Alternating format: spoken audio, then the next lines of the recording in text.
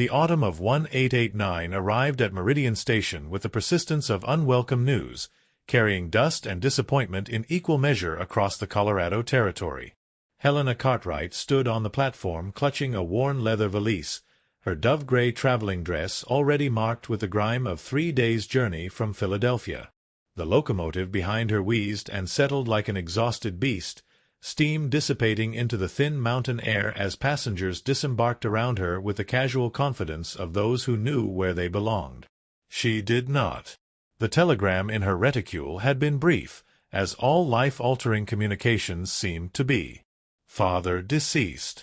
Estate entailed. Marriage arranged. Come immediately. Her brother Marcus had never been given to sentiment, but the stark efficiency of his words had struck her like a physical blow. 26 years of spinsterhood in her father's Philadelphia mansion, 26 years of managing his correspondence and entertaining his business associates, 26 years of believing herself indispensable, only to discover that her value had always been measured in terms of alliance and advantage. The mountain air bit at her cheeks as she surveyed the collection of weathered buildings that comprised Meridian Station. It was nothing like the bustling depot she had imagined, all rough timber and practical lines, built for function rather than beauty. A sign reading "Cartwright Mining Operations" dominated the largest building, and she felt a familiar tightness in her chest at the sight of her family name reduced to simple block letters on painted wood. Miss Cartwright. The voice behind her carried the educated cadence of the East, though roughened by years under the western sun. She turned to find a man approaching, tall and lean, with a kind of weathered handsomeness that spoke of outdoor work and honest labor. His dark hair was touched with premature silver at the temples, and his blue eyes held a wariness that seemed at odds with his courteous manner. "I am Helena Cartwright," she replied, extending her gloved hand with the automatic grace her Philadelphia upbringing had instilled. "Though I confess I find myself at something of a disadvantage. I was not informed as to whom I might expect." He removed his hat, revealing more of that prematurely silver hair, and took her offered hand with a gentleness that surprised her. "James Dalton, Miss Cartwright. I manage your brother's mining operations here, and I've been instructed to escort you to the Cartwright estate." His pause was nearly imperceptible, but she caught it none the less. "Your brother is most anxious to see you settled." The word "settled" hung in the air between them like smoke from a poorly tended fire. Helena felt her spine straighten, a defensive gesture learned from years of navigating her father's world of carefully calculated conversations. "I see. And might I inquire as to the nature of this settlement?" James Dalton's expression shifted almost imperceptibly, revealing something that might have been sympathy. "Perhaps such matters might be better discussed in more comfortable surroundings, Miss Cartwright. The journey to the estate is not inconsiderable, and I believe your brother has arranged for refreshments upon your arrival." She recognized the deflection for what it was, but found herself oddly grateful for it. The platform was no place for revelations, surrounded as they were by curious stares and the casual bustle of a frontier town conducting its daily business. She nodded once, a gesture that managed to convey both acquiescence and reserved judgment. "Very well, Mr. Dalton. I find myself entirely in your capable hands."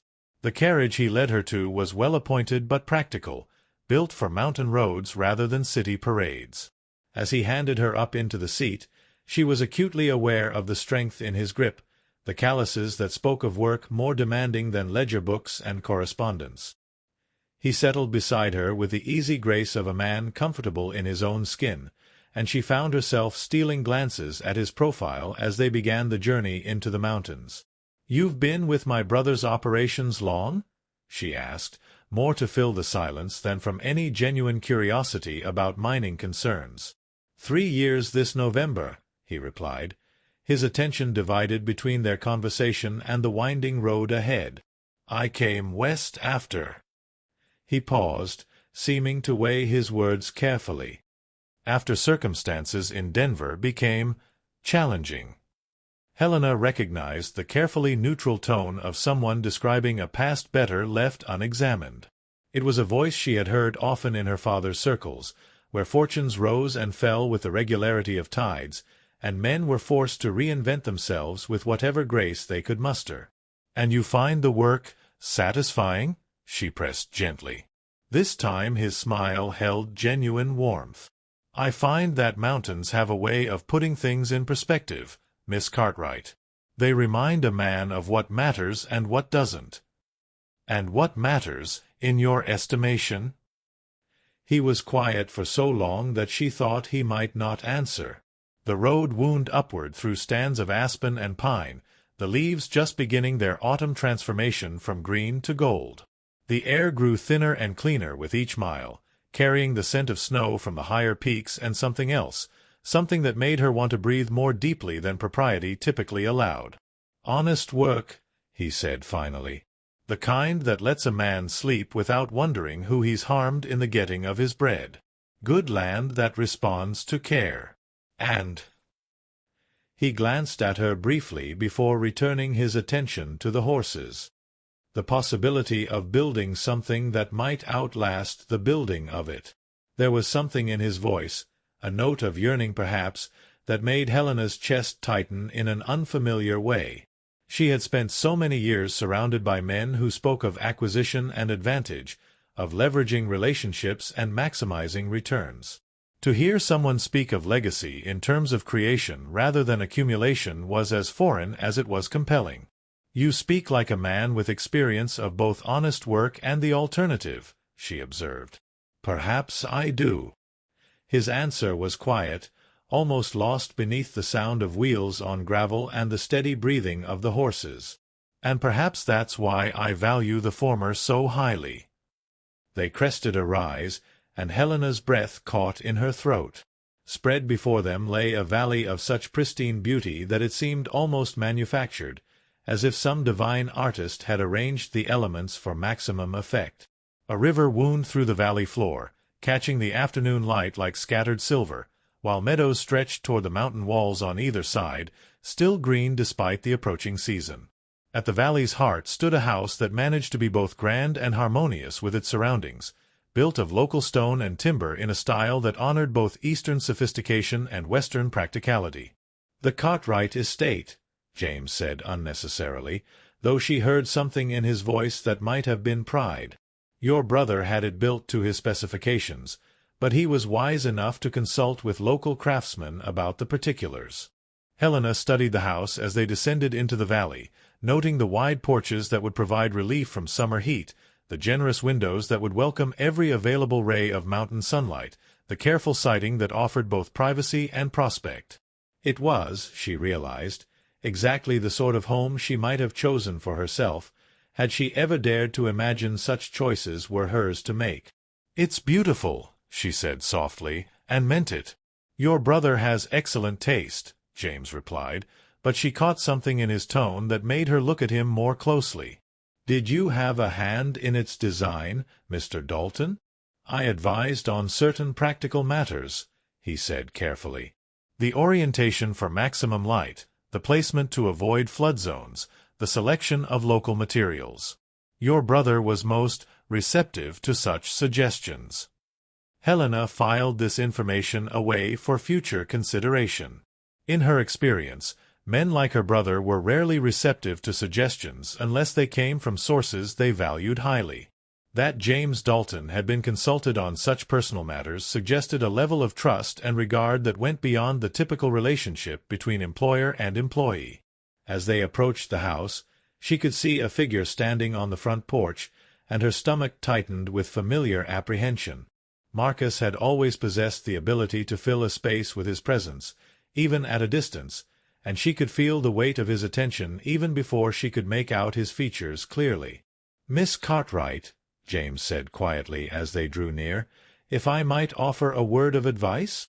She turned to him, noting the careful way he was not looking at the figure on the porch. "Please do. Your brother is accustomed to decisive action. He sees problems and addresses them with dispatch. It served him well in business, but—" He paused, seeming to choose his words with unusual care. Perhaps you might find it beneficial to understand the full scope of any situation before committing to particular courses of action. It was as close to a warning as courtesy would allow, and Helena felt both grateful for it and concerned about what might require such caution. "I appreciate your counsel, Mr. Dalton. And might I ask whether you will be remaining at the estate?" "I maintain quarters here when business requires it," he said carefully, "though I also keep a cabin closer to the mining operations for convenience." The carriage drew to a stop before the front steps, and Helena found herself face to face with her brother for the first time in 5 years.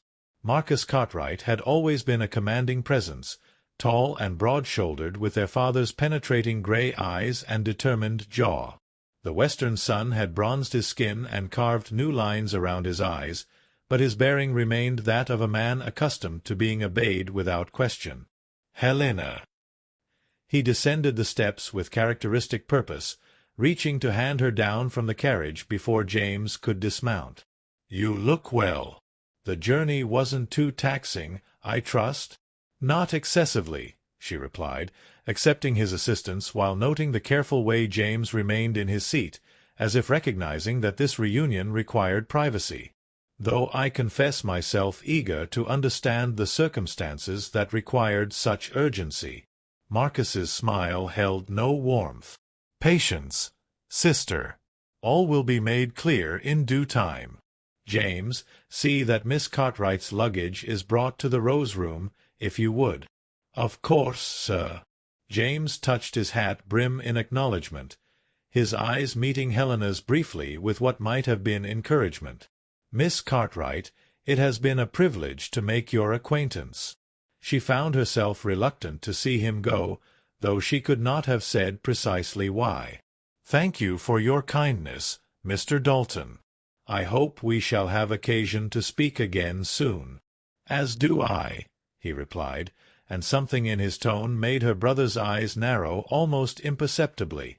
Marcus offered his arm with the formal courtesy that had characterized their relationship since childhood, all proper gesture and careful distance. "Come, Helena. There are matters we must discuss, and I find myself pressed for time." The interior of the house was as impressive as its exterior had promised, all warm wood and local stone arranged with an eye for both comfort and elegance. Marcus led her through a foyer dominated by a magnificent staircase and into a study that managed to convey both masculine authority and mountain charm. Floor-to-ceiling windows offered a spectacular view of the valley, while a massive stone fireplace provided a focal point that was both practical and beautiful. "Please sit," Marcus said, gesturing toward a chair upholstered in deep burgundy leather. "I've had Mrs. Painter prepare refreshments, but first we must address the matter of your future." Helena settled herself with the poise learned from years of navigating difficult conversations with their father. "I'm listening." Marcus moved to stand behind his desk, a position that allowed him to look down at her while remaining comfortably distant. It was a tactic she remembered from childhood, and she felt her defenses rise accordingly. "Father's death has left us in a somewhat precarious position," he began without preamble. "The Philadelphia properties are entailed, as you know, and will pass to our cousin Edmund upon my death. The mining operations here represent our family's future, but they require significant capital investment to reach their full potential." Helena nodded, unsurprised by this revelation. Their father had spoken often of the entailment, usually in the context of explaining why Marcus's marriage and heirs were of such crucial importance to the family's continuation. "I've identified an opportunity for partnership with the Sullivan family," Marcus continued.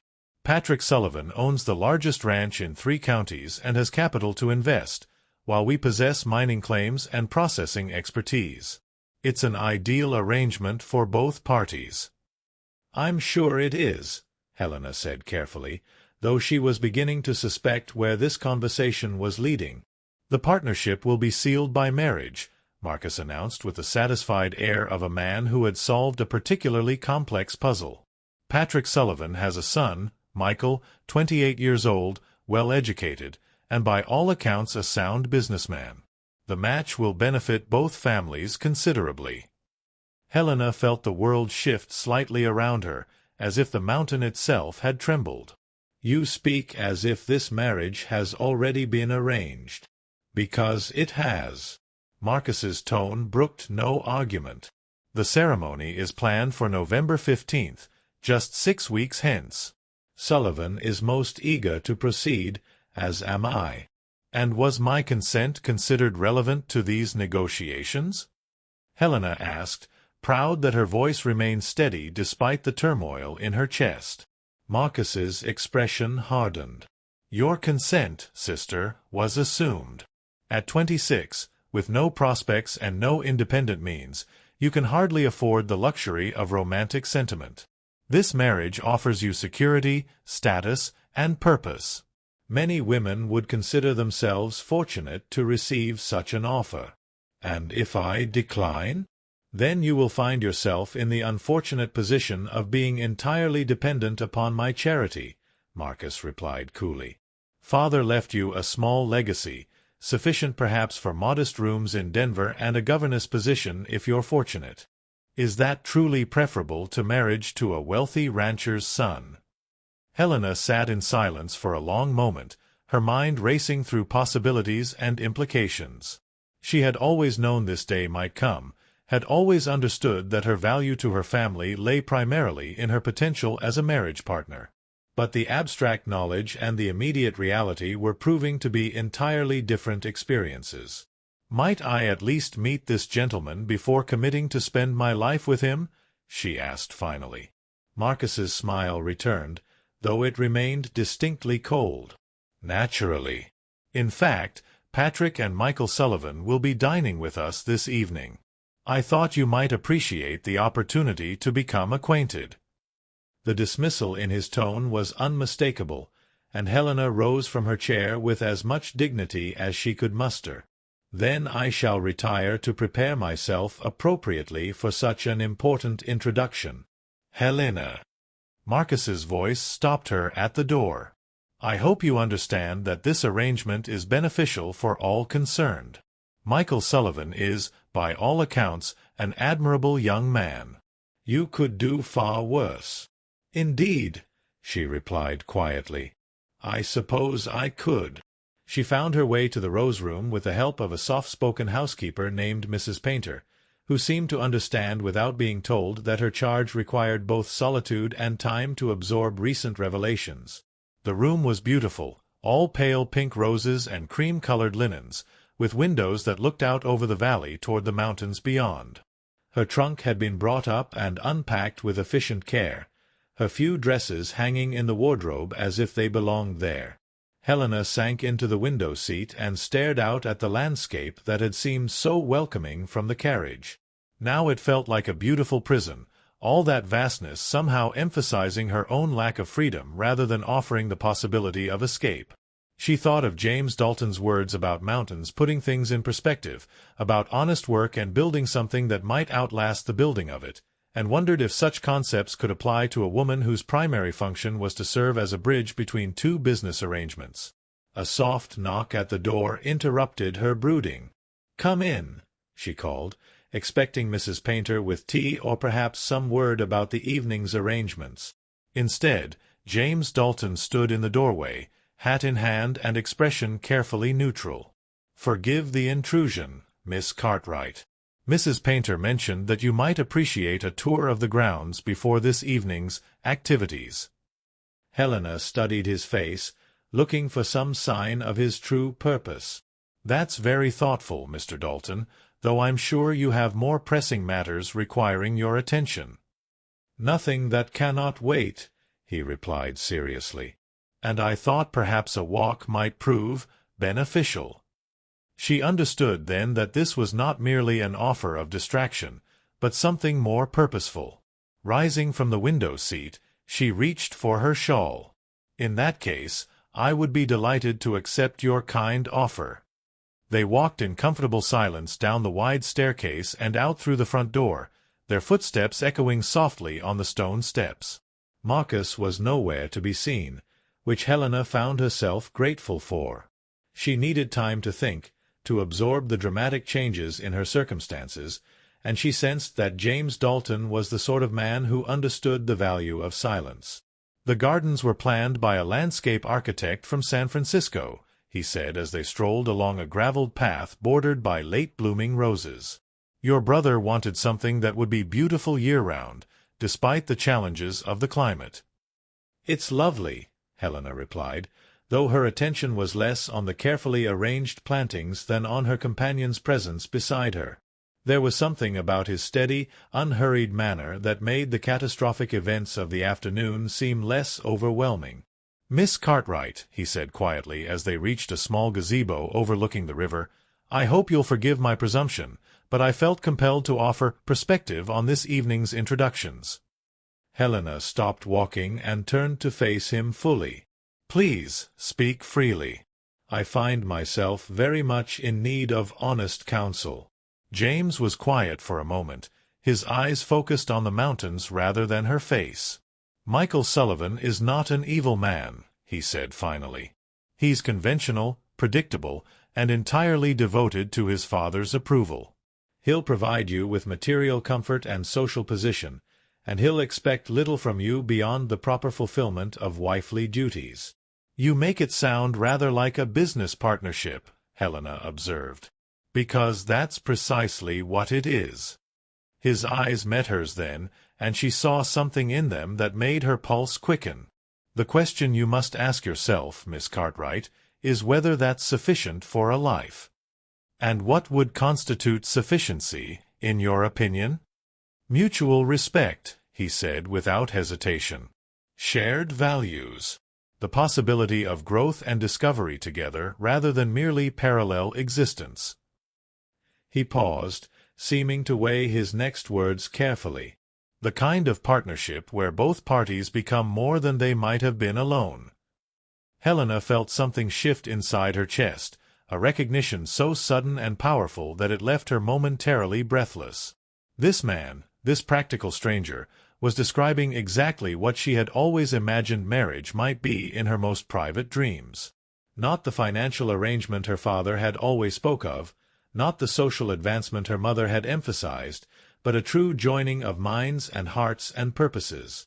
"You speak as if you have experience of such partnerships," she said softly.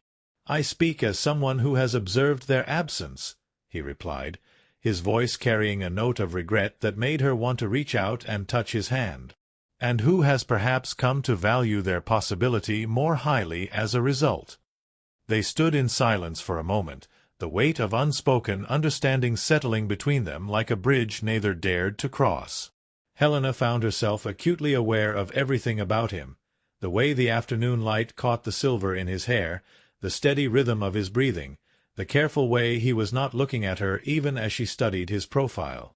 "Mr. Dalton," she said finally, surprised by the steadiness of her own voice, "might I ask you something of a personal nature?" "Of course.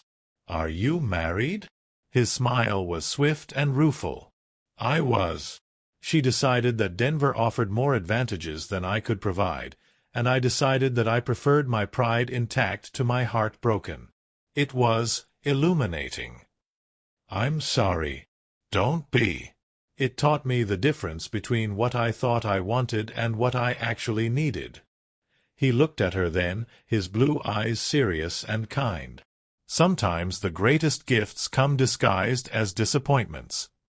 Helena felt tears prick at her eyes, though whether from sympathy for his pain or recognition of her own situation, she could not say. "And what do you need, Mr. Dalton?" "Someone who sees mountains and wants to build something beautiful among them," he said quietly.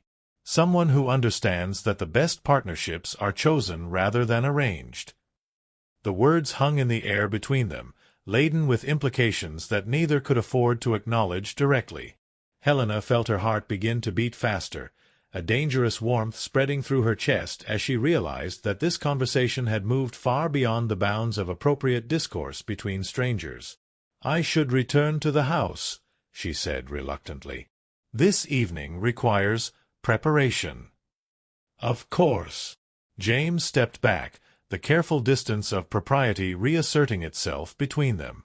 "Miss Cartwright, whatever you decide about your future, I hope you'll remember that choices made in haste are often regretted at leisure. Are you suggesting I should refuse my brother's arrangements? I'm suggesting you should make your decision based on what will bring you happiness rather than what will bring others convenience. His voice was carefully neutral, but his eyes held a warmth that made her pulse quicken. The rest, as they say, will take care of itself. As they walked back toward the house, Helena found herself storing away every detail of their conversation, every inflection of his voice, every moment when their eyes had met and understanding had passed between them like a secret. Whatever happened this evening with Michael Sullivan, whatever demands her brother might make, whatever constraints her circumstances might impose, she would remember this. The feeling of being truly seen and valued by someone who asked nothing of her but honesty. The sun was beginning to set behind the mountains as they reached the front steps, painting the sky in shades of rose and gold that seemed to promise both endings and beginnings. Helena paused at the door, one hand on the cool stone of the doorframe, and looked back at James Dalton one last time. "Thank you," she said simply, "for your kindness and your perspective. The pleasure has been entirely mine, Miss Cartwright." He touched his hat brim in farewell, his eyes holding hers for just a moment longer than propriety dictated. "I wish you clarity in your deliberations." As Helena climbed the stairs to her room to prepare for the evening that would determine her future, she carried with her the image of James Dalton's face in the golden light, and the memory of a conversation that had changed something fundamental in how she understood both herself and the possibilities that might lie before her, if only she possessed the courage to reach for them. The dining room at the Cartwright estate had been arranged with the careful precision of a military campaign, every detail calculated to impress and intimidate in equal measure. Crystal gleamed beneath the warm glow of the chandelier, imported china reflected the light of beeswax candles, and the massive mahogany table had been set for 6 with a sort of formal elegance that announced both wealth and refined taste. Helena stood before her dressing mirror, adjusting the sapphire necklace that had been her mother's, and tried to quiet the rebellion brewing in her chest. The deep blue silk gown she had chosen was her finest, cut in the latest Eastern fashion with a fitted bodice and flowing skirt that whispered against her petticoats as she moved. It was a dress designed to make an impression, to announce that Helena Cartwright was a woman of breeding and substance, worthy of consideration by any gentleman of discernment. Yet as she studied her reflection, she found herself wondering whose approval she was seeking, and whether the answer to that question was the one her brother expected. A knock at her door interrupted these dangerous thoughts. "Come in," she called, expecting Mrs. Painter with some final detail about the evening's arrangements. Instead, Marcus entered, resplendent in formal evening wear that emphasized his commanding presence. He moved with the confident stride of a man who had arranged the pieces of a complex puzzle to his satisfaction and was now prepared to watch them fall into place. "You look lovely, Helena," he said, though his tone suggested he was noting a satisfactory business outcome rather than expressing fraternal affection. "The Sullivans arrived a quarter-hour ago. Patrick is everything I expected, and Michael—" He paused, his smile taking on a quality that made Helena's stomach tighten. "Michael is quite taken with the portrait of you I showed him. He's most eager to make your acquaintance." "How gratifying," Helena replied, proud that her voice remained steady. "I trust he meets with your approval as well?" "Entirely. He's well-educated, well-mannered, and shows every sign of being a dutiful son who understands the importance of family alliances. You could not ask for a more suitable husband." The word "suitable" hung in the air between them, and Helena found herself thinking of James Dalton's careful distinction between suitability and happiness. And his own feelings about this arrangement? "His feelings are what they should be," Marcus said dismissively. "Grateful for the opportunity and eager to proceed. As should yours be." Helena moved to the window, ostensibly to check her appearance in the glass, but actually to give herself a moment to compose her thoughts. In the distance, she could see a light burning in one of the outbuildings, and she wondered if James Dalton was there, going about his evening routine while she prepared to meet the man who would determine her future. "Marcus," she said carefully. "Might I ask what would happen if I found Mr. Sullivan incompatible?" Her brother's reflection joined hers in the window glass, his expression hardening with familiar stubbornness.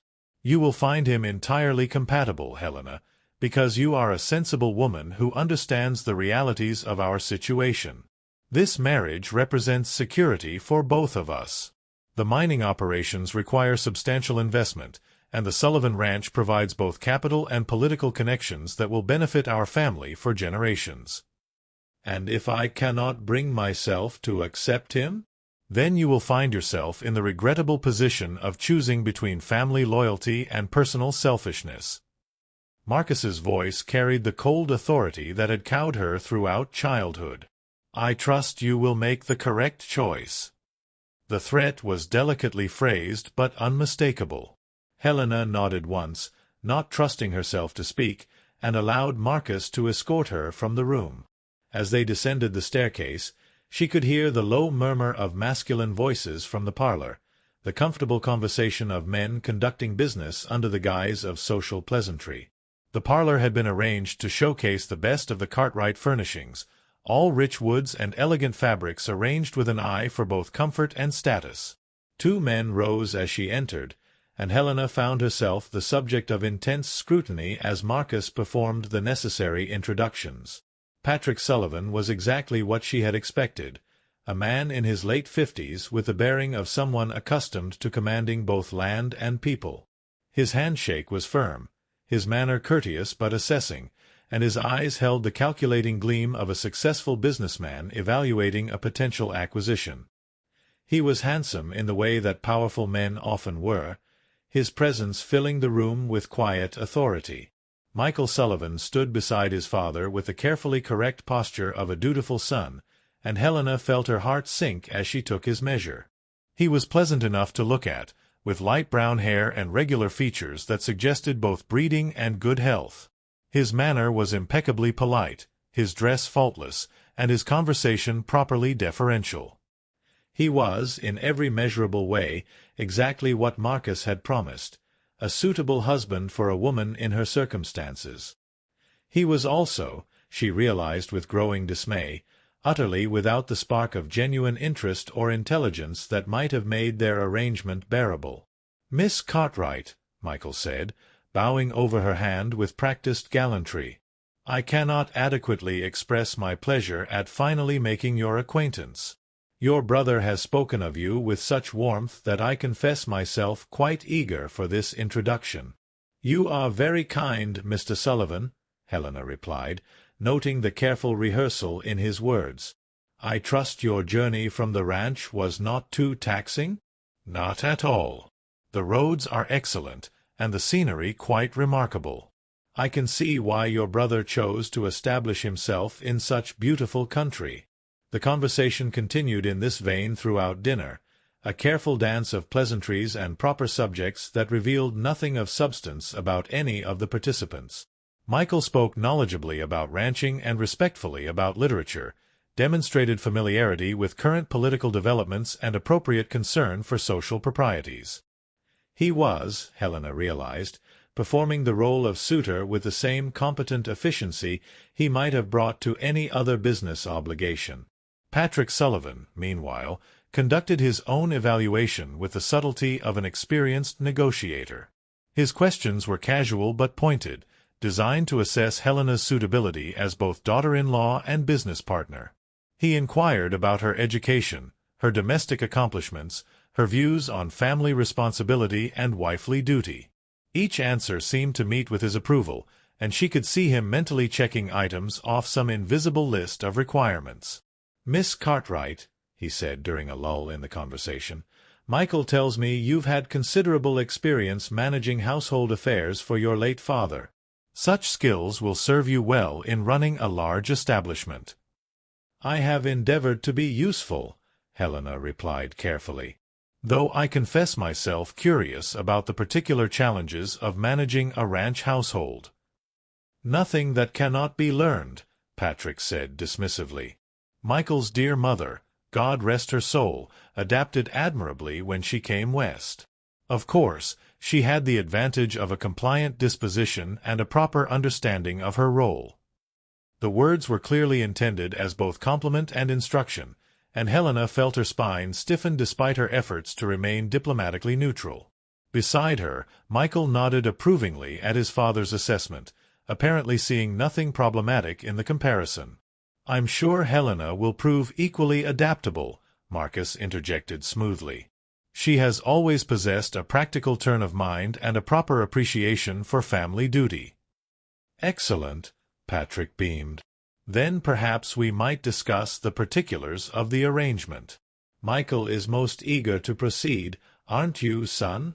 "Indeed, father. I see no reason for unnecessary delay." Michael turned to Helena with what he clearly intended as an engaging smile. "Miss Cartwright, might I hope that you find the prospect of our union agreeable?" Helena found herself at the center of 3 expectant gazes, each man waiting for her to perform her assigned role in their carefully choreographed drama. The weight of their collective assumption pressed down upon her like a physical force, and she felt something rebellious and fierce rising in her chest. "I find myself overwhelmed by the generosity of your proposal, Mr. Sullivan," she said carefully. "Might I request a brief interval to consider such a momentous decision?"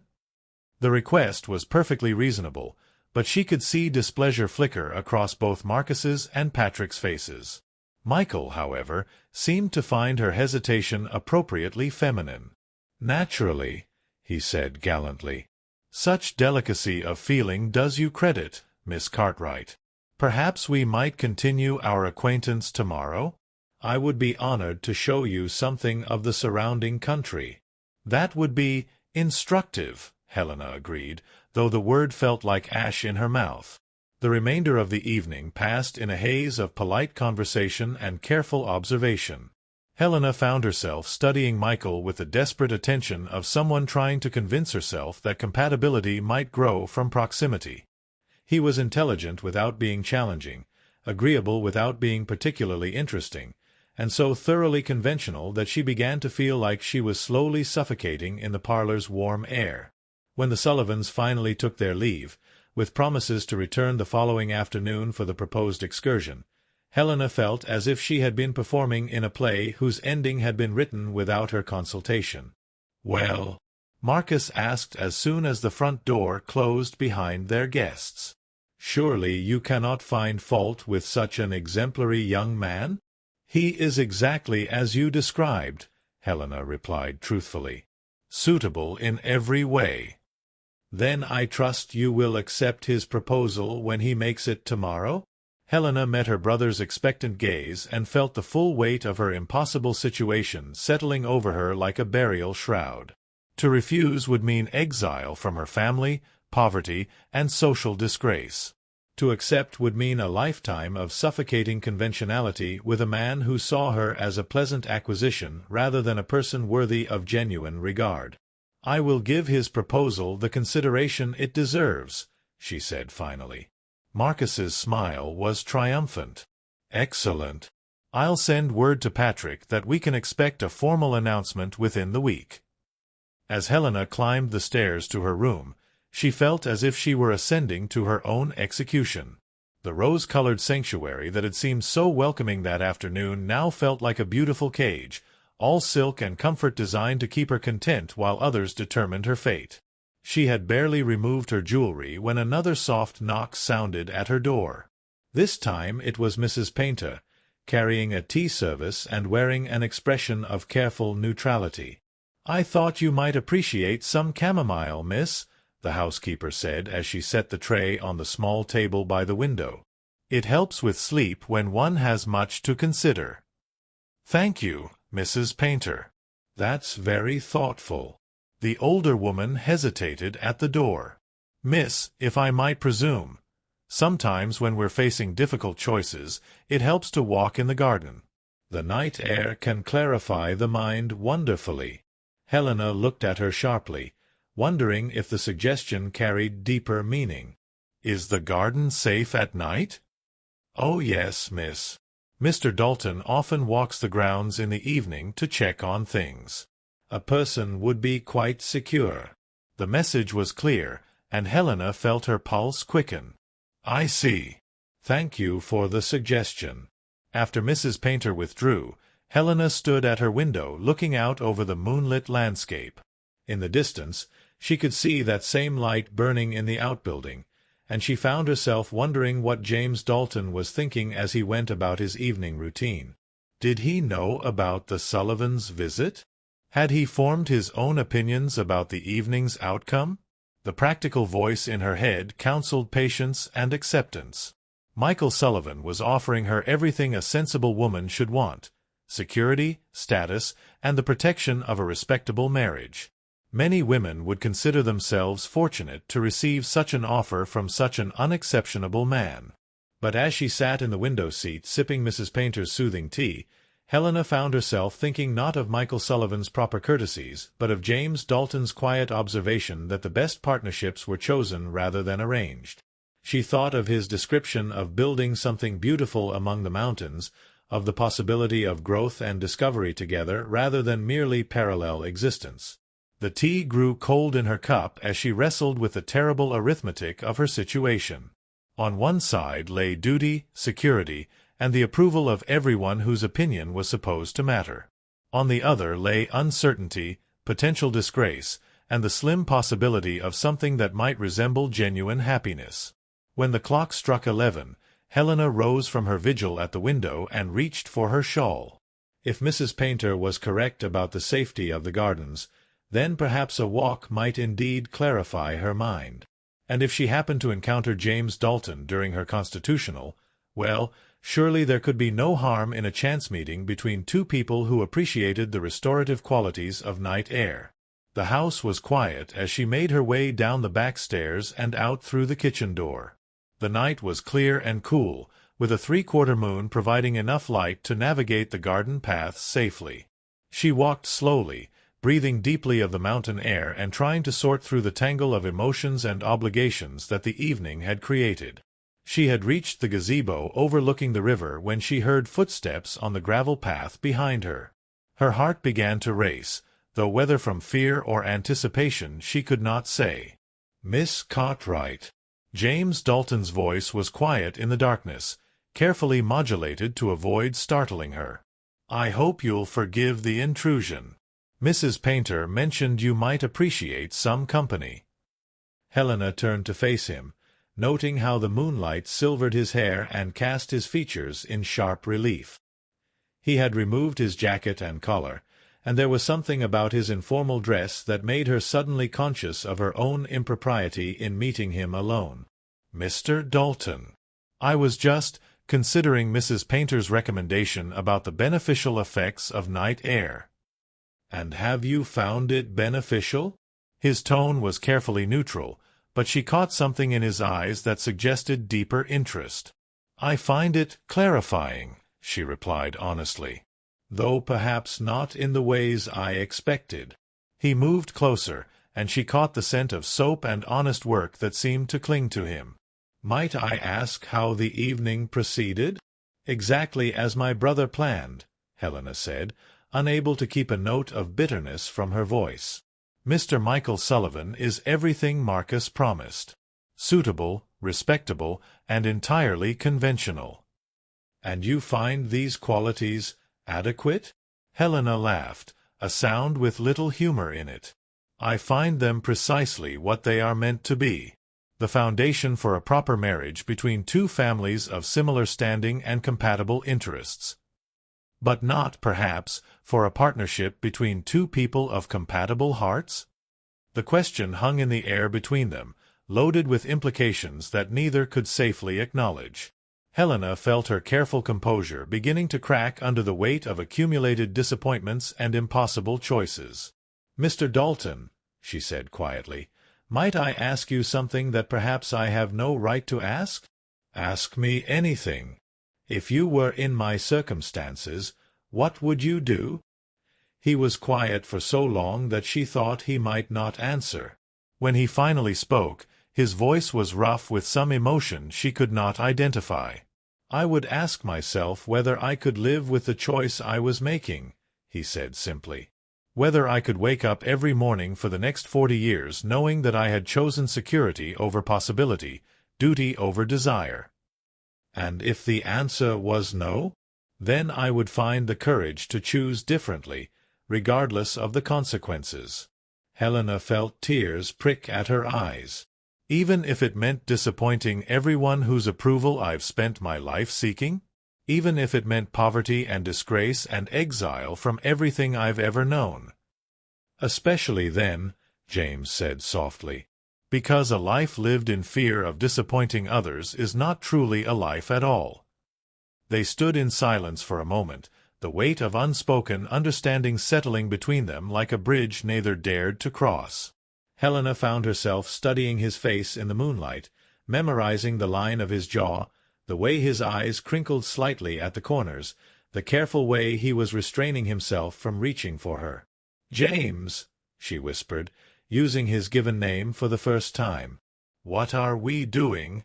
"I think," he said quietly, "we're discovering that some things cannot be arranged or negotiated or reduced to matters of practical convenience." "And what would you call those things?" "I would call them worth fighting for." The words broke something loose inside Helena's chest, some carefully constructed wall that had been holding back a flood of longing and rebellion and desperate hope. Before she could stop herself, before she could remember all the reasons why such behavior was impossible, she stepped forward and placed her hand against his chest. "James," she said again, and this time his name was a prayer, a question, and a surrender all at once. His hand covered hers, warm and strong and reassuring.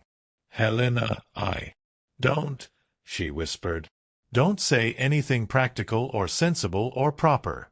Just don't." He didn't.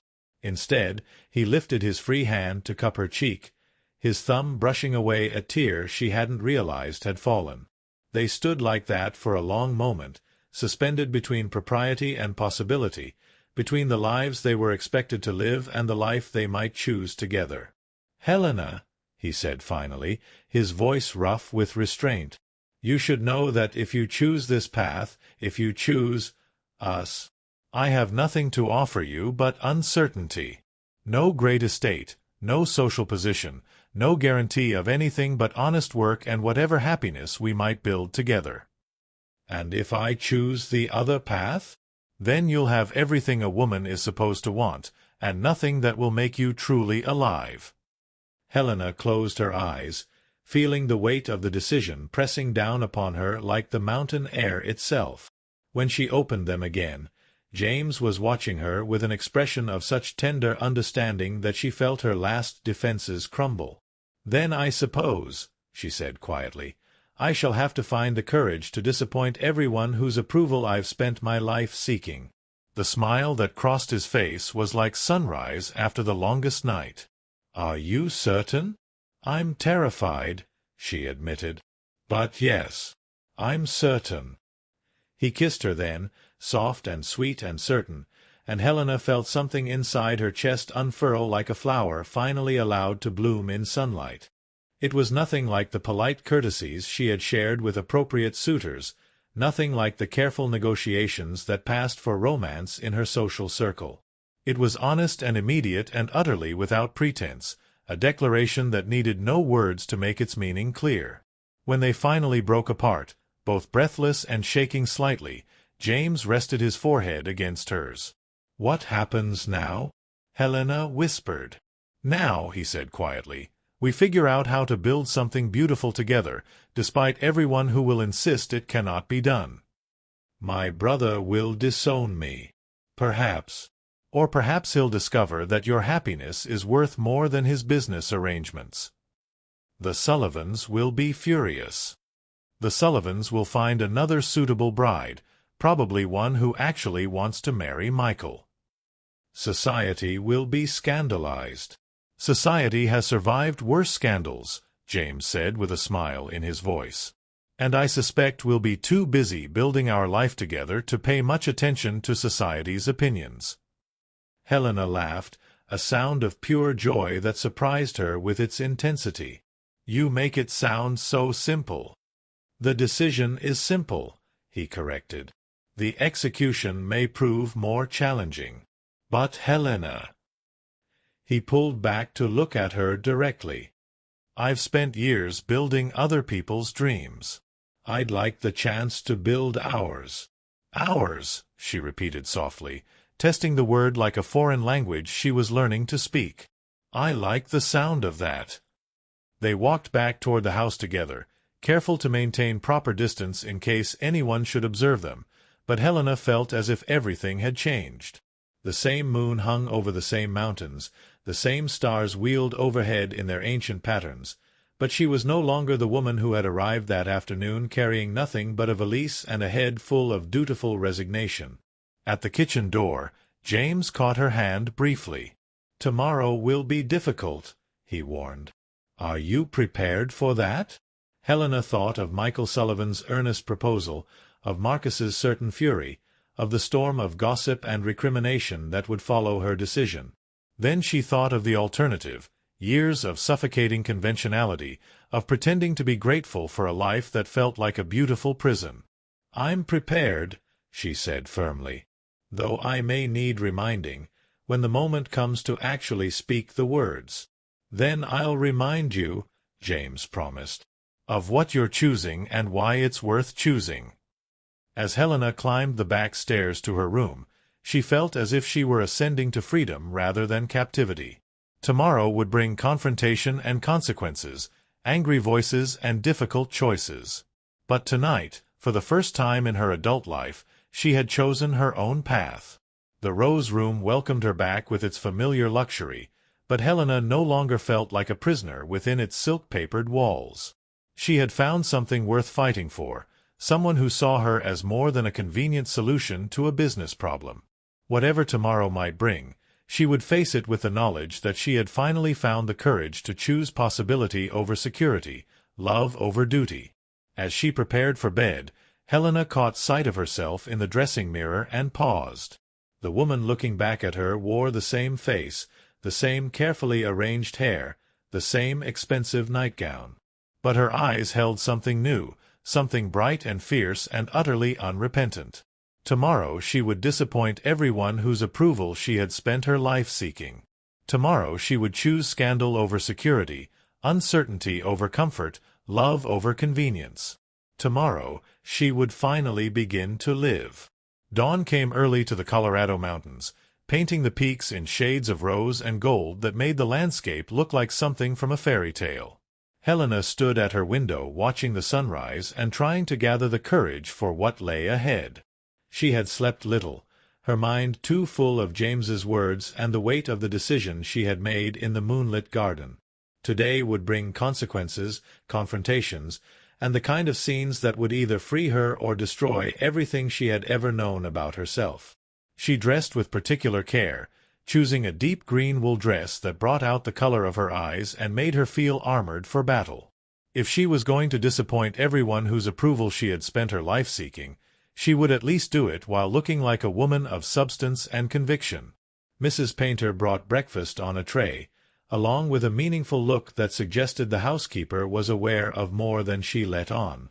"The Sullivans will be arriving at 2 o'clock for the excursion," she said carefully. "And Mr. Marcus asked me to tell you he'll be in his study all morning if you wish to speak with him before their arrival." Helena nodded, understanding the subtext.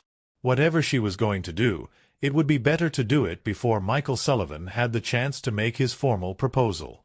"Thank you, Mrs. Painter. And might I ask where Mr. Dalton is this morning?" "He's in the south pasture, miss, checking the fence repairs. He mentioned he'd be there until noon." The housekeeper paused at the door. "Miss, if I may say so, sometimes the bravest thing a person can do is trust their own heart, regardless of what others might think proper." After Mrs. Painter withdrew, Helena sat at the small writing desk and composed a letter she hoped she would never need to send. It was addressed to her cousin Eleanor in Boston, explaining her circumstances and asking for temporary shelter should she find herself in need of refuge.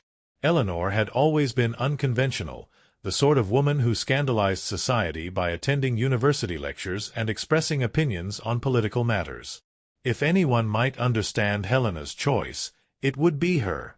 The letter written and sealed, Helena made her way downstairs to Marcus's study. She found him at his desk reviewing correspondence, the very picture of a successful businessman in command of his domain. He looked up as she entered, his expression shifting from preoccupation to satisfaction. "Helena, excellent. I trust you slept well and have had time to consider yesterday evening's developments." "I have indeed given them considerable thought," Helena replied, settling into the chair across from his desk with as much composure as she could muster. "And you've reached the sensible conclusion, I'm sure. Michael Sullivan is everything any reasonable woman could want in a husband. The announcement will create quite a stir in society circles, I'm told. The Sullivan name carries considerable weight." Helena studied her brother's face, noting the satisfaction in his expression, the way he had already moved past her consent to the practical details of implementation. It was so characteristic of Marcus to assume that his desires and others' best interests were naturally aligned. "Marcus," she said quietly, "what if I told you I could not bring myself to accept Mr. Sullivan's proposal?" Her brother's pen stilled in his hand. "Then I would remind you that such fanciful notions are luxuries we can no longer afford. The mining operations require substantial capital investment, and this alliance provides exactly what we need." "And if I said that I believed there might be other ways to secure such investment?" "Such as?" Marcus set down his pen entirely, his full attention now focused on her with the intensity of a hunter who had spotted movement in the underbrush. Helena felt her heart begin to race, but she forced herself to meet his gaze steadily. "Such as finding investors who value the mining operation's potential on its own merits, rather than as part of a matrimonial bargain." "Helena." Marcus's voice carried a warning note. "I hope you're not allowing romantic nonsense to cloud your judgment. We are not characters in one of those novels you're so fond of reading. This is the real world, where practical considerations must take precedence over sentimental fantasies." "And what if those sentimental fantasies, as you call them, are based on the practical consideration of what might actually make me happy?" Marcus leaned back in his chair, studying her with the calculating gaze she remembered from childhood disputes. "Happiness is a luxury, sister. Security is a necessity. Michael Sullivan offers you both." "Michael Sullivan offers me a comfortable cage," Helena said, surprising herself with the firmness in her voice. "And I find I prefer the possibility of freedom, even if it comes with uncertainty." "Freedom?"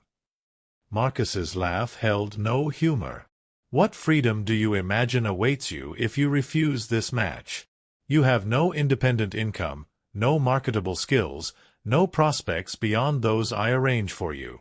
Freedom to starve gentelly in some Denver boarding house while you seek employment as a governess or companion." Helena felt the familiar weight of her circumstances pressing down upon her, the terrible arithmetic that made her dependence on others' goodwill a constant source of anxiety. But beneath the fear, she found something stronger, something that had taken root during her moonlight conversation with James and was now growing toward the light of possibility. "Perhaps," she said carefully, "there are forms of security that don't require surrendering one's soul in exchange." Marcus's eyes narrowed. "And what exactly do you mean by that?" Helena drew a deep breath, knowing that her next words would change everything between them, probably forever. "I mean that I have discovered there are people in this world who value partnership over possession, who offer respect rather than mere protection." "People." Marcus's voice was dangerously quiet. "Singular or plural, Helena?" "Does it matter?"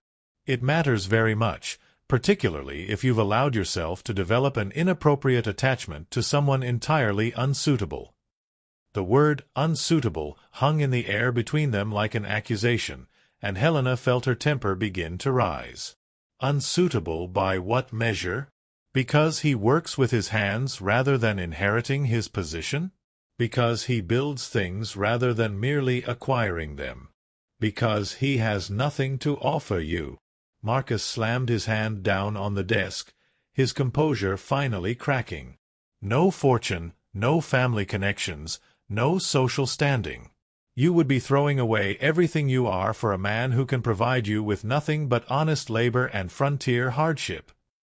"And what if that's enough?" Helena asked quietly. "What if honest labor and frontier hardship, shared with someone who sees me as more than a convenient solution to a business problem, represents more genuine wealth than all the Sullivan fortune?" Marcus stared at her for a long moment, his face cycling through disbelief, anger, and something that might have been pity. "You're talking about James Dalton." It wasn't a question, and Helena saw no point in denying what her brother had already deduced. "I'm talking about choosing a life based on mutual regard rather than mutual convenience." "James Dalton," Marcus repeated, his voice flat with disgust. "A man I employ. A man whose position depends entirely upon my continued goodwill. You would ruin yourself for someone who exists entirely at my sufferance." "I would choose someone who values me for qualities that cannot be reduced to dollars and social standing," Helena replied, though she could hear the tremor in her own voice. "Someone who offers partnership rather than patronage." Marcus rose from his chair and moved to the window, his hands clasped behind his back in a gesture that reminded Helena painfully of their father. When he spoke again, his voice carried the cold authority that had shaped her childhood and adolescence. "Very well. Since you seem determined to pursue this ruinous course, let me clarify your options. You will accept Michael Sullivan's proposal when he makes it this afternoon, or you will find yourself with no home, no family, and no support of any kind. I will dismiss James Dalton immediately, naturally, and ensure that he finds no employment in this territory. His reputation will be such that no decent family would consider hiring him." The threat was delivered with the calm precision of a businessman outlining contract terms, but Helena felt it like a physical blow. Marcus was not merely threatening her own security.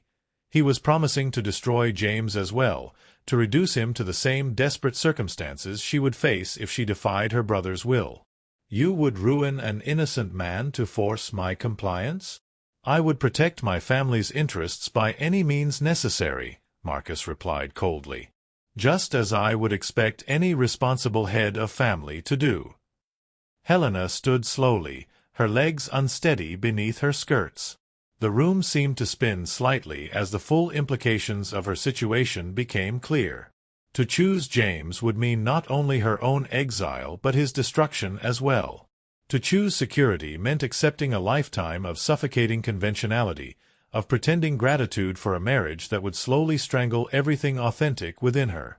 "I see," she said quietly. "So my choice is to sacrifice myself or to sacrifice him."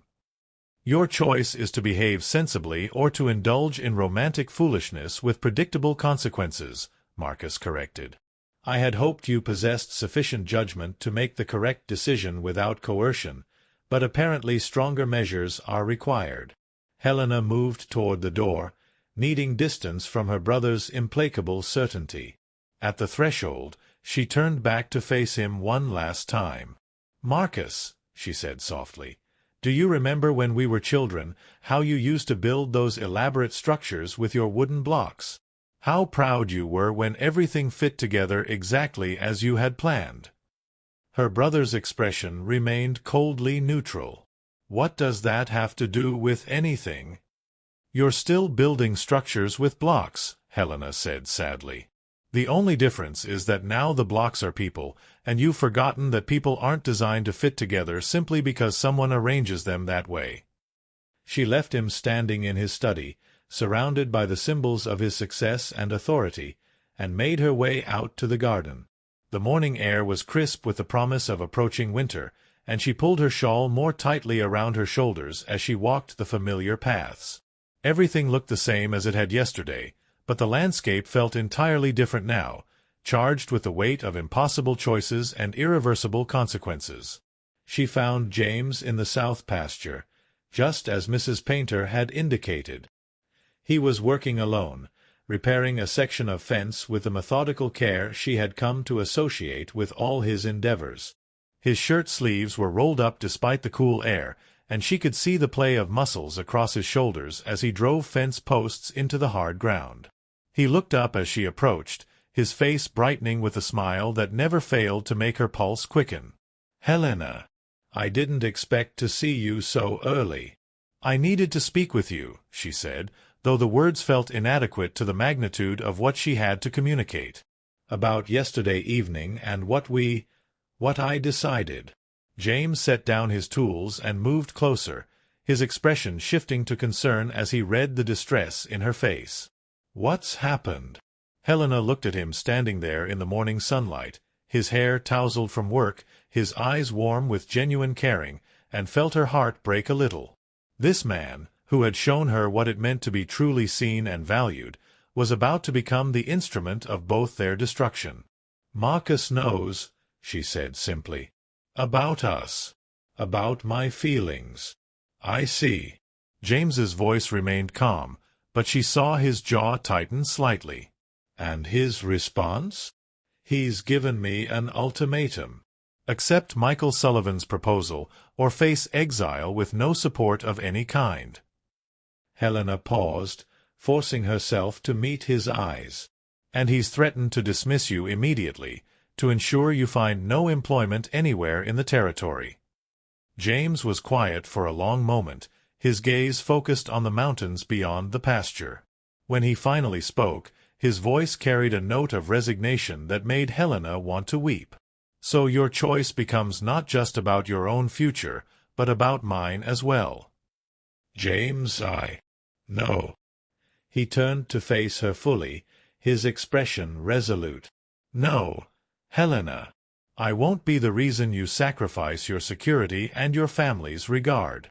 I won't be responsible for reducing you to poverty and disgrace." "But what about what we discussed last night? About choosing possibility over security, about building something beautiful together?" "What we discussed was based on the assumption that your choice would affect only you," James said gently. "This changes everything." Helena felt panic rising in her chest, the terrible sensation of watching something precious slip away despite her desperate efforts to hold on to it. "So that's it? You're simply going to surrender? Allow Marcus to dictate our lives because he threatens consequences?" "I'm going to do what any man who truly cared for you would do," James replied steadily. "I'm going to step aside rather than allow my selfishness to destroy your future." "My future?" Helena's voice rose despite her efforts to maintain composure. "What future am I preserving by marrying a man I cannot love, by spending my life pretending gratitude for a security that feels like imprisonment?" "A future where you have a home, a family, a place in society," James said sadly. "A future where you're not reduced to desperate straits because you were foolish enough to care for a man with nothing to offer but honest work and uncertain prospects." Helena stared at him, seeing in his face the same resignation she had heard in his voice. He was retreating from her, withdrawing behind the barriers of practical consideration and social propriety, and she felt something fierce and desperate rising in her chest. "James Dalton," she said, her voice carrying more authority than she had known she possessed, "if you think I'm going to allow you to make this decision for me, you understand very little about the woman you claim to care for." He looked at her in surprise, clearly not expecting such vehemence from someone he had assumed would be grateful for his noble sacrifice. "Helena, be reasonable." "Reasonable." She stepped closer, her eyes blazing with an intensity that made him take an involuntary step backward. "You want me to be reasonable? Very well. Let me explain what's reasonable about this situation." She began to pace in front of him, her movements sharp with suppressed energy. "It's reasonable that my brother sees me as a commodity to be traded for business advantage. It's reasonable that Michael Sullivan views me as a suitable acquisition for his household. It's reasonable that everyone assumes my happiness is less important than their convenience." James watched her pace, his expression shifting from surprise to something that might have been admiration. But what's not reasonable, Helena continued, is the assumption that I have no voice in determining my own fate. What's not reasonable is the idea that I should be grateful for a cage simply because it's gilded. And what's absolutely unreasonable is the suggestion that I should sacrifice the first genuine happiness I've ever known because other people find it inconvenient. She stopped directly in front of him, close enough that she could see the flecks of gold in his blue eyes. You said last night that a life lived in fear of disappointing others is not truly a life at all. Did you mean those words, or were they merely pretty sentiments offered in a moment of moonlight romance? I meant them, James said quietly. But Helena, the practical realities. The practical realities, she interrupted, are that we have a choice. We can allow other people's expectations and threats to determine our future, or we can find the courage to build something of our own. And how exactly do you propose we do that? James asked, though she could hear something like hope creeping into his voice despite his obvious efforts to remain practical. Helena took a deep breath, knowing that her next words would commit them both to a course of action that could not be undone. We leave. Tonight, before the Sullivans arrive for their excursion. We take what we can carry and start over somewhere else. James stared at her.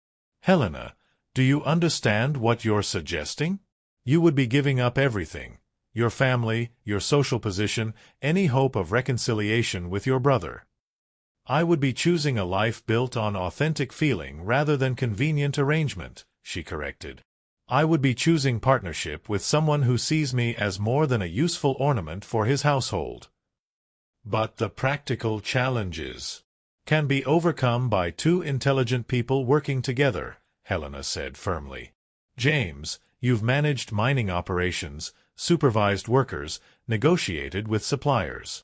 Those skills are valuable anywhere in the West. And I've managed a large household, handled correspondence, kept accounts. Between us, we possess everything necessary to build a life together. She could see him wavering, hope and fear warring in his expression as he considered the possibility she was offering. Where would we go? He asked quietly.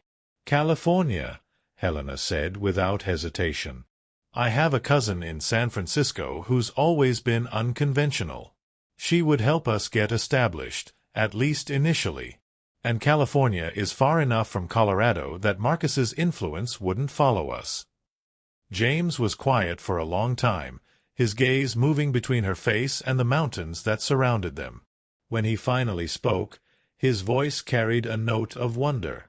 You would truly give up everything you've ever known for an uncertain future with a man who has nothing to offer but his devotion? I would choose a future we build together over a present that's been arranged for my convenience, Helena replied. James, I've spent my entire life being what other people needed me to be. For once, just once, I want to discover who I might become if I were free to choose for myself. He stepped closer then, close enough that she could feel the warmth radiating from his body despite the cool morning air. Helena, if we do this, there will be no going back. Your brother will never forgive you. Society will never accept you. You'll be starting over with nothing but what we can carry and whatever work we can find. And will you be there? She asked simply. Will you be building this uncertain future beside me? Yes, he said without hesitation. God help me, yes.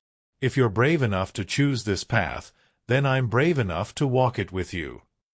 Helena felt something loosen in her chest, some tight knot of fear and resignation that had been constricting her breathing for as long as she could remember. Then we'll need to make preparations quickly. The Sullivans will arrive at 2, and Marcus will expect an announcement shortly thereafter. What about your belongings? Your personal items? I'll take what I can pack in a single trunk without arousing suspicion, Helena said, her mind already racing through the logistics of their escape. Mrs. Painter will help, I think. She's more aware of the situation than she lets on. And transportation? There's a supply wagon heading to Denver tomorrow morning. If we can reach the main road by dawn, We can catch it and be on the train to California before Marcus realizes we've gone." James nodded slowly, his expression shifting from uncertainty to determination. "It's risky. If we're caught, then we'll face the consequences together," Helena said simply. "But James, I would rather risk everything for a chance at genuine happiness than surrender to a lifetime of comfortable misery." He reached for her hands then, holding them gently in his work-roughened fingers. "Are you certain? Absolutely certain? Because once we take this step, there will be no returning to the life you've known." Helena looked into his eyes, seeing there the devotion and respect she had always dreamed of finding but never dared to expect. In his face, she saw the promise of partnership rather than patronage, of growth rather than stagnation, of a future built on mutual choice rather than social obligation. "I've never been more certain of anything in my life," she said softly. "The woman who arrived here yesterday was prepared to accept whatever others decided was best for her. But she's gone now, replaced by someone who's finally found the courage to choose her own destiny." James lifted her hands to his lips, pressing a gentle kiss to her knuckles. "Then we'll build something beautiful together," he said quietly. "Something honest and true and entirely our own." "Yes," Helena whispered. "We will." They spent the rest of the morning making careful preparations, speaking in low voices and meeting only when necessary to avoid arousing suspicion. Helena packed a single trunk with her most practical clothing and her few truly precious possessions, her mother's jewelry, her father's letters, the books that had shaped her mind and heart. Mrs. Painter proved to be an invaluable ally, helping with the packing and promising to delay any search for as long as possible. At 1 o'clock, Helena changed into her traveling dress and made her way to Marcus's study for what she knew would be their final conversation. She found him precisely as she had left him that morning, surrounded by papers and plans, the very picture of a man confident in his ability to arrange the world to his satisfaction. "Helena," he said without looking up from his correspondence, "I trust you've used the morning to reflect on our earlier discussion and reached the appropriate conclusion?" "I have indeed reflected extensively," Helena replied, settling into the chair across from his desk with perfect composure. "And I've reached a conclusion that I believe will serve everyone's best interests." Marcus smiled, his satisfaction evident. "Excellent. Michael Sullivan will be delighted to hear of your acceptance. We can announce the engagement this evening and begin planning the wedding immediately." "Actually," Helena said quietly, "I've concluded that everyone's best interests would be served by my immediate departure from Colorado." The words hung in the air between them like smoke from a poorly tended fire. Marcus's pen stilled in his hand, and he looked up at her with an expression of complete bewilderment. "I beg your pardon? I said I'm leaving Colorado. Tonight, in fact.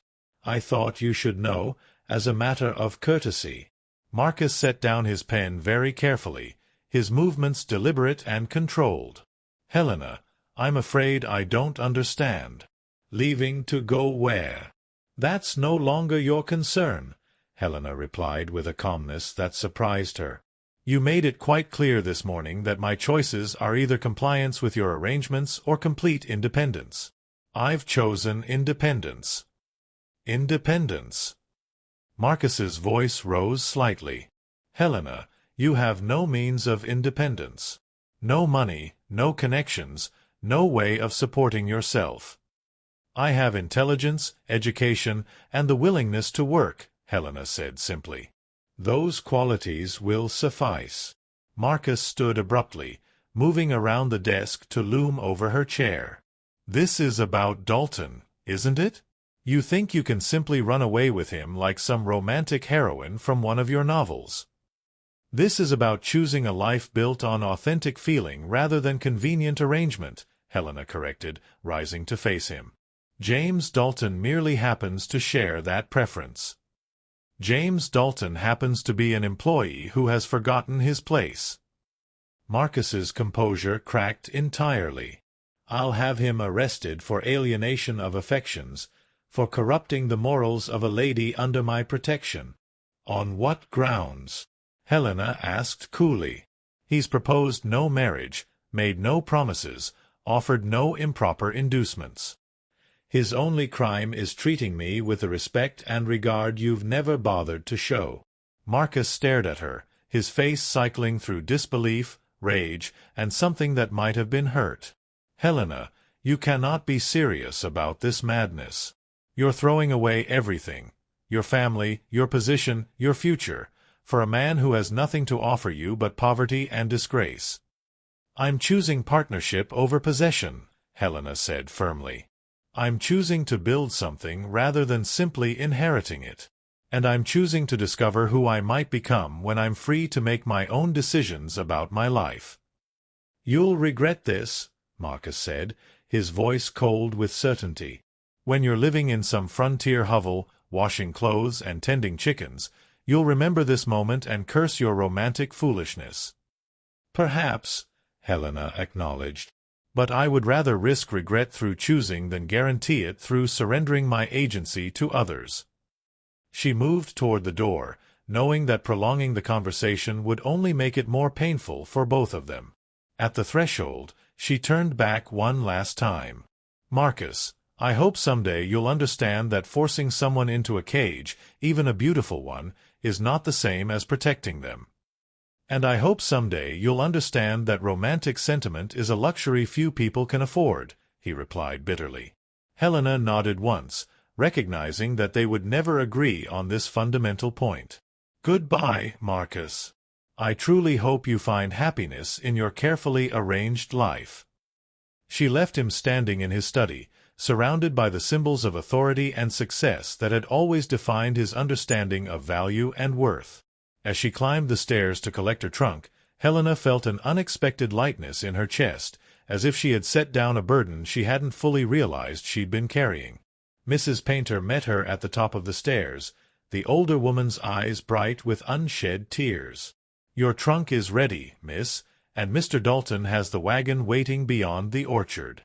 The supply route to Denver leaves at dawn from the crossroads, just as you planned." "Thank you," Helena said simply. "For everything." "Miss," Mrs. Painter said softly, "if I may say so, you're the bravest lady I've ever had the privilege to serve. I hope you find everything you're looking for."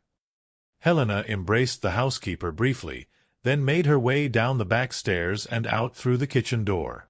The afternoon sun was slanting low across the valley, painting everything in shades of gold and amber that made the landscape look like something from a painting. She paused for a moment to memorize the view, knowing she would never see it again. James was waiting beyond the orchard with a simple farm wagon and 2 horses, her trunk already loaded alongside his own modest belongings. He helped her up onto the seat beside him, his hand lingering on hers for just a moment longer than necessary. "Are you ready?" he asked quietly. Helena looked back at the house where she had spent such a brief but transformative time, then forward at the road that would carry them toward their uncertain but chosen future. "I'm ready," she said firmly. As they drove away from the Cartwright estate, Helena felt no regret, only a profound sense of rightness about the choice she had made. Behind them lay the security of arranged convenience, the comfortable prison of social expectation, the suffocating certainty of a life lived according to others' plans. Ahead lay uncertainty, challenge, and the exhilarating possibility of discovering what they might build together when freed from the constraints of convention and obligation. That evening, as their wagon rolled through the mountain darkness toward the crossroads and the supply route that would carry them to their new life, Helena reached for James's hand and found it waiting for hers. "No regrets?" he asked softly. "None," she replied, and meant it. "Only gratitude for finding the courage to choose love over convenience." "And the future?" Helena looked up at the stars wheeling overhead in their ancient patterns, the same stars that had witnessed countless other couples choosing hope over certainty, love over security, possibility over convention. "The future," she said quietly, "is ours to build." 6 months later, a letter arrived at the Cartwright estate addressed to Mrs. Painter in care of Marcus Cartwright. It bore a San Francisco postmark and contained news that would both surprise and perhaps, in his more honest moments, gratify Helena's brother. Mr. and Mrs. James Dalton had established a successful consulting firm specializing in mining operations and land development. Helena's organizational skills and social connections, combined with James's technical expertise, had proven to be exactly the partnership they had believed it could be. They were building something beautiful among the California hills, something honest and true and entirely their own. And if their happiness sometimes came at the cost of social approval, they found it to be a price well worth paying. The letter closed with an invitation for Mrs. Painter to visit them in San Francisco, should she ever find herself in need of a position with a family that valued loyalty and kindness above conventional propriety. Marcus read the letter twice, then placed it carefully in his desk drawer. The Sullivan alliance had proceeded without Helena's involvement, and the mining operations continued to prosper under new management. Everything had worked out precisely as practical considerations suggested it should. But sometimes, in the evenings when the mountain air carried the scent of approaching winter, he found himself wondering whether his sister's choice to build something from nothing might have required a different kind of courage than his own preference for arranging existing elements to his advantage. He never answered her letter, but he never threw it away either. It remained in his desk drawer, a reminder that some structures, no matter how carefully planned, could never contain the human heart's capacity for choosing its own path toward happiness.